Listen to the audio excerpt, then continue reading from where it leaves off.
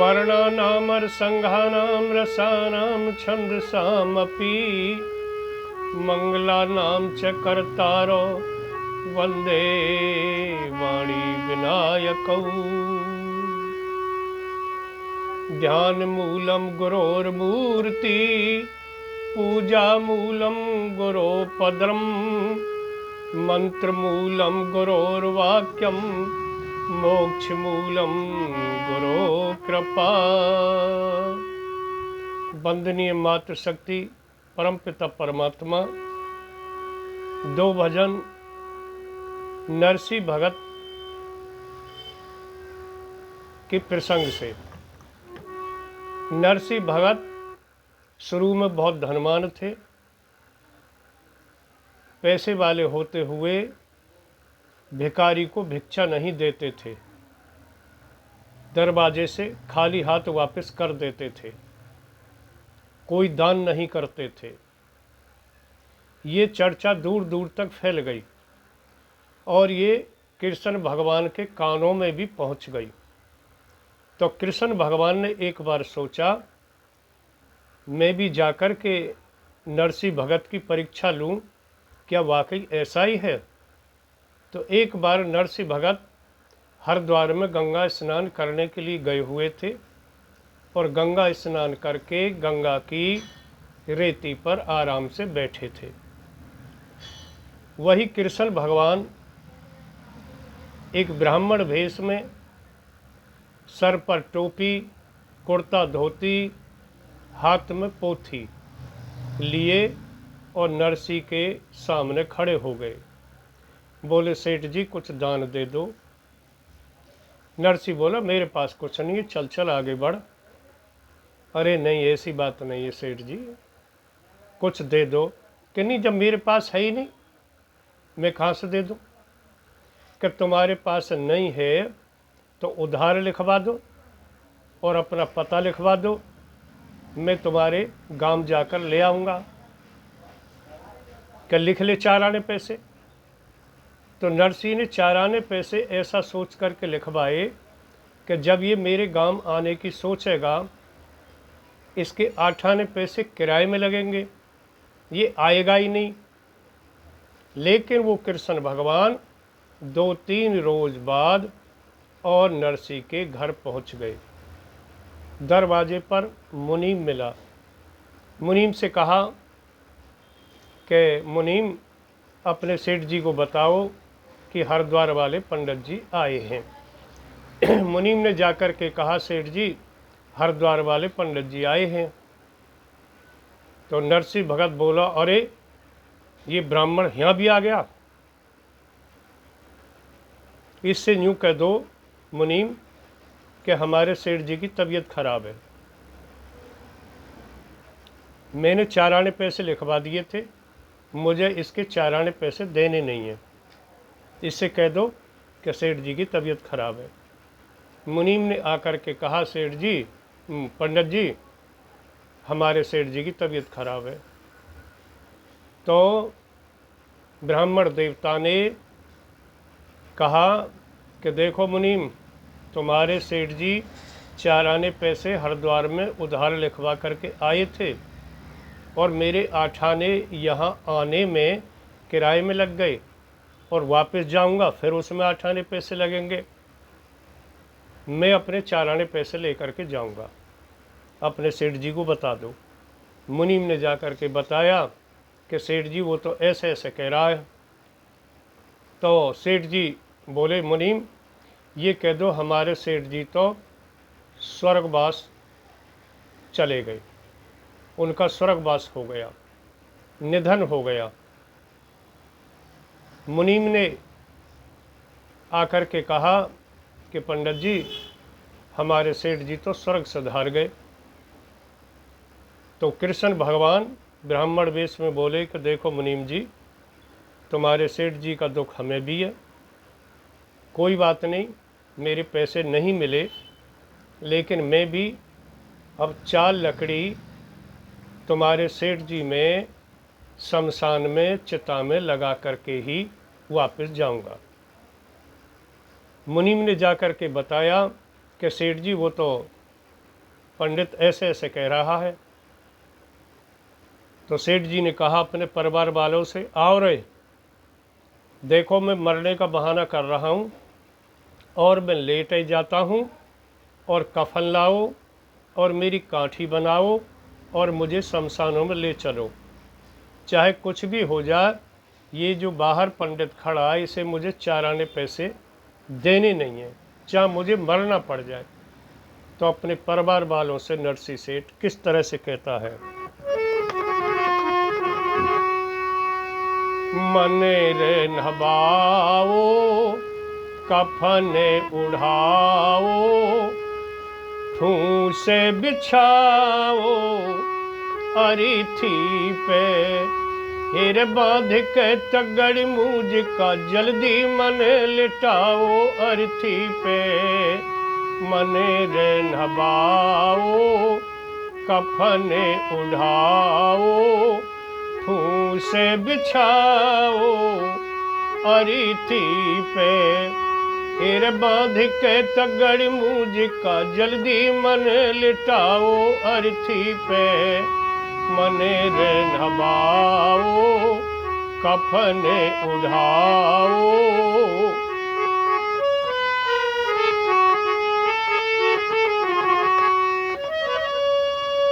राम नाम की सतगत कह के शमशानों में पहुँचाना,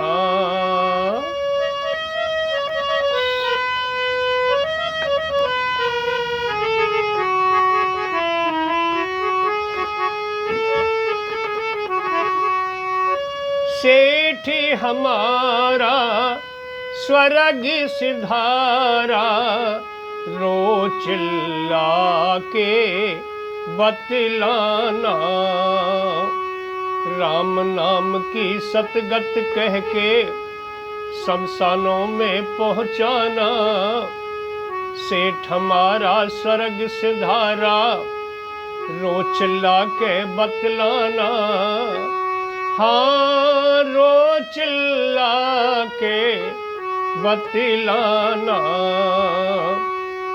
शोक के मनाना, फैले रचाना, शोक के मनाना, फैले रचाना, मरा रे बताना, अरिथी पे हेर बांध के तगड़ मूझ का जल्दी मन लिटाओ, अर्थी पे मन रे नभाओ।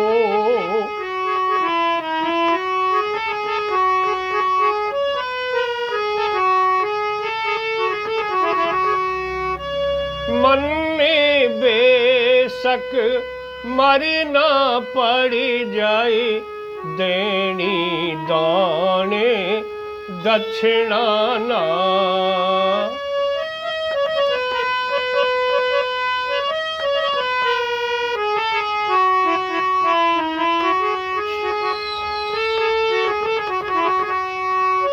सूना हो गया महल हमारा, रो चिल्ला के न्यू कहना, मन मरना बेशक पड़ जाए, देनी दान दक्षिणाना, सूना हो गया महल हमारा, रो चिल्ला के न्यू कहना, हाँ रो चिल्ला के न्यू कहना, धूप और बाती घी सामग्री, धूप और बाती घी सामग्री, फूल चढ़ाना, अरिथी पे हेर बांध के तगड़ मूझ का जल्दी मन लिटाओ, अर्थी पे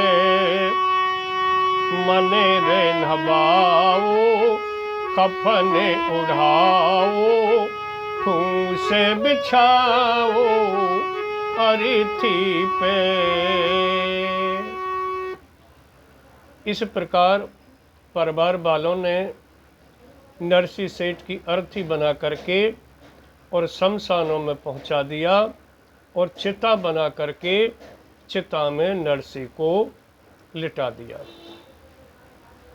और वही कृष्ण भगवान ब्राह्मण वेश में 4 लकड़ी हाथ में लिए हुए चिता के पास खड़े थे और मुनीम चिता के आसपास फूंस लगा रहा था, लेकिन मुनीम जानबूझ करके देर लगा रहा था।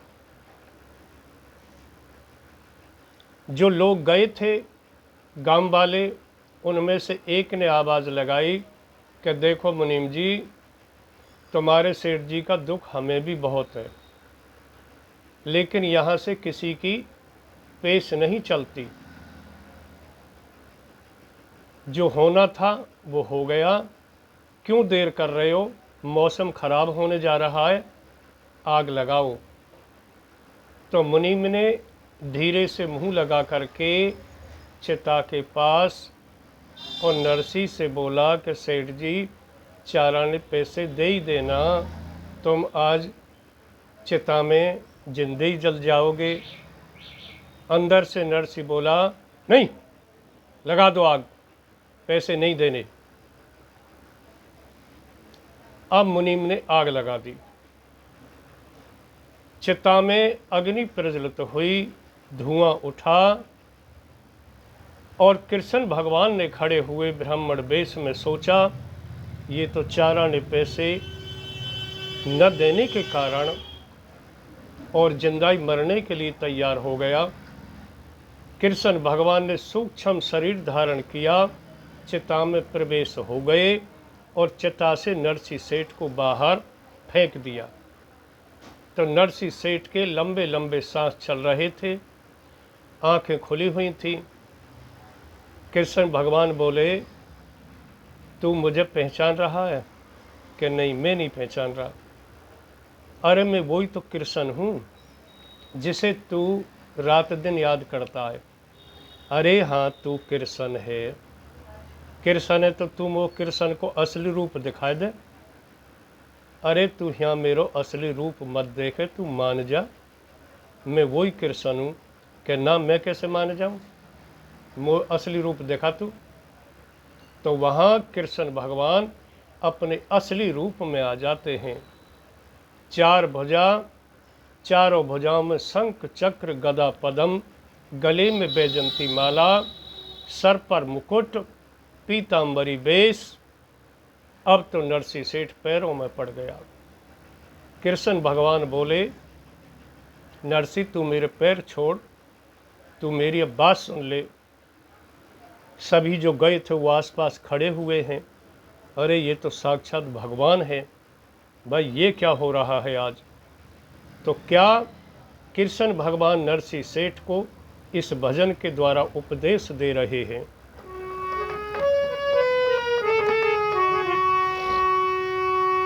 हे रे मोह माया ने छोड़ के नरसी, मोह माया ने छोड़ के नरसी, ध्यान लगा ले रे हर में, ज्ञान के फाटक खोल ले नरसी, देख खड़ा गिरधर में, देख खड़ा गिरधर में।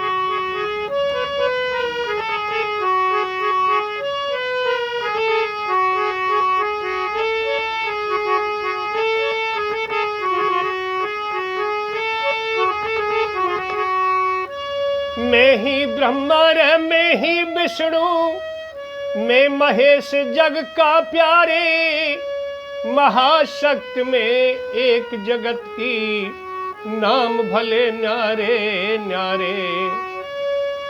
महाशक्ति में एक जगत की, नाम भले न्यारे न्यारे। मीरा के एक तारा में, मीरा के एक तारा में मैं रम्या हुआ मीठे स्वर में, ज्ञान के फाटक खोल ले नरसी, देख खड़ा गिरधर में, देख खड़ा गिरधर में। मोह माया ने छोड़ के नरसी, ध्यान लगा ले हर में, ज्ञान के फाटक खोल ले नरसी, देख खड़ा गिरधर में, देख खड़ा गिरधर में। नरसी, मैं ही ब्रह्मा हूँ, मैं ही विष्णु हूँ, मैं ही शिव हूँ। और मीरा जो एक तारा बजाती है वो मेरा ही कृष्ण कृष्ण नाम ले करके जाप करती है और कृष्ण कृष्ण नाम की ध्वनि काटती है और मेरे नाम की माला जपती है। और आगे सुन ले। मैं अखिलेश्वर में अविनाशी, आदि अंत जगत का मैं, कदी राम कदी कृष्ण बन के, राखूं मान भगत का मैं।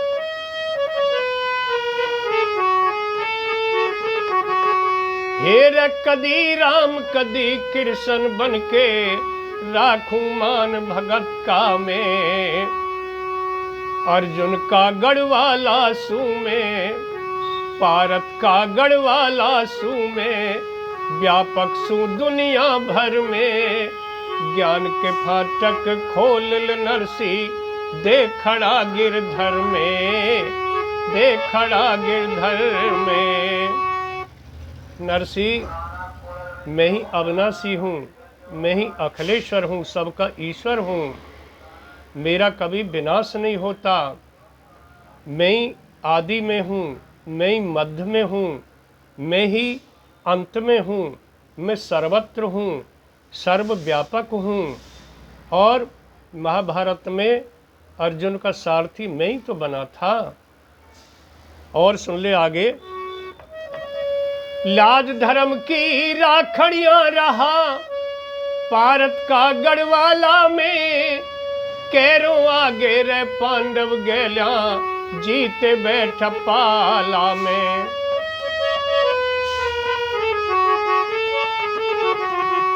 ये जो कौरव पांडवों का जो युद्ध हुआ था, ये धर्म और अधर्म का युद्ध था। पांडव धर्म पर थे, कौरव अधर्म पर थे। तो मैं धर्म की रक्षा करने के लिए पांडवों के साथ रहा और धर्म की रक्षा करने के लिए मैंने अवतार लिया है। यदा यदा ही धर्मस्य ग्लानिर्भवति भारत, अभ्युत्थानम अधर्मस्य तदात्मानं सृजाम्यहम्। परित्राणाय साधूनां विनाशाय च दुष्कृतां, धर्म संस्थापनार्थाय संभवामि युगे युगे। जब जब धर्म की हानि होती है अर्थात धर्म का पतन होता है, तो मैं धर्म का उत्थान करने के लिए, अधर्म का नाश करने के लिए हर युग में आता हूँ, किसी न किसी देह में आता हूँ। साधु संतों की रक्षा के लिए, ब्राह्मणों की रक्षा के लिए, ऋषि मुनियों की रक्षा के लिए, विद्वान संतों की रक्षा के लिए मैं अवतार लेता हूँ, किसी न किसी देह में हर युग में आता हूँ। लाज धर्म की राखड़ियां रहा, भारत का गढ़वाला में, कैरों आगे रे पांडव गेल्या, जीते बैठा पाला में। कैरों आगे रे पांडव गेल्या, जीते बैठा पाला में। साधु वाला भेष बना गया, साधु वाला भेष बना गया, साधु वाला भेष बना गया, मोर ध्वज के घर में। ज्ञान के फाटक खोल ले नरसी, देख खड़ा गिरधर में, देख खड़ा गिरधर में। मोह माया ने छोड़ के नरसी, ध्यान लगा ले रे हर में। ज्ञान के फाटक खोल ले नरसी, देख खड़ा गिरधर में, देख खड़ा गिरधर